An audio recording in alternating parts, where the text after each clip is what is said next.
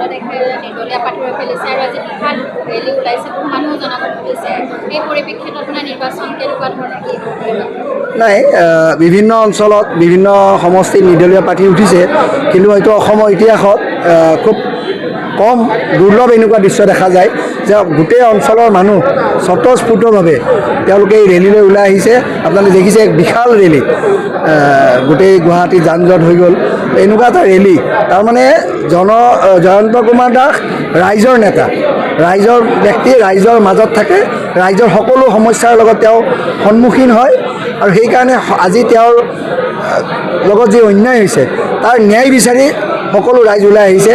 আৰু 9 তাৰিখে ইটাৰ ছবিত ভোট দি যিসকলে তেওঁৰ লগত অন্যায় কৰিলে সেই অপশক্তিক শেষ কৰিবলৈ আমাৰ দিছপুৰবাসী ৰাইজে জয়ন্ত দাৰ পক্ষত ভোট দিব।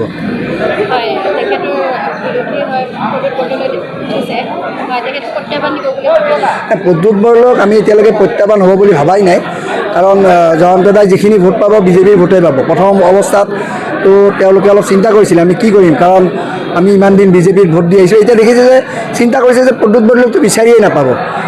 ইলেকশ্যন যোৱাৰ পিছত তেওঁ কাক ইয়াৰে দায়িত্ব দি পেলাই ক'ত গুচি যায় কোনো নাজানিব। সেইকাৰণে ৰাইজে এতিয়া প্ৰদ্যুৎ বৰদলৈৰ আশা বাদ দিছে। এতিয়া কথাটো হ'ল মীৰা বৰঠাকুৰক কিমান ভোটৰ মাৰ্জিনত হৰাব, প্ৰদ্যুৎ বৰদলৈতো অহাই নাই কণ্টেষ্টলৈ, মীৰা বৰঠাকুৰক কিমান মাৰ্জিনত হৰাব এতিয়া সেইটোহে ডাঙৰ কথা। এইবাৰ জয়ন্ত দাস নিশ্চিত, কাৰণ মোৰ অনুভৱ আছে যে আৰম্ভণিতে যেতিয়া আহিছিলোঁ তেতিয়া ৰাইজে অলপমান সংকোচ কৰিছিল যে কি হ'ব এইবাৰ, কি কৰিম কি নকৰিম, কিন্তু এতিয়া দেখিছোঁ স্বতঃস্ফূৰ্তভাৱে।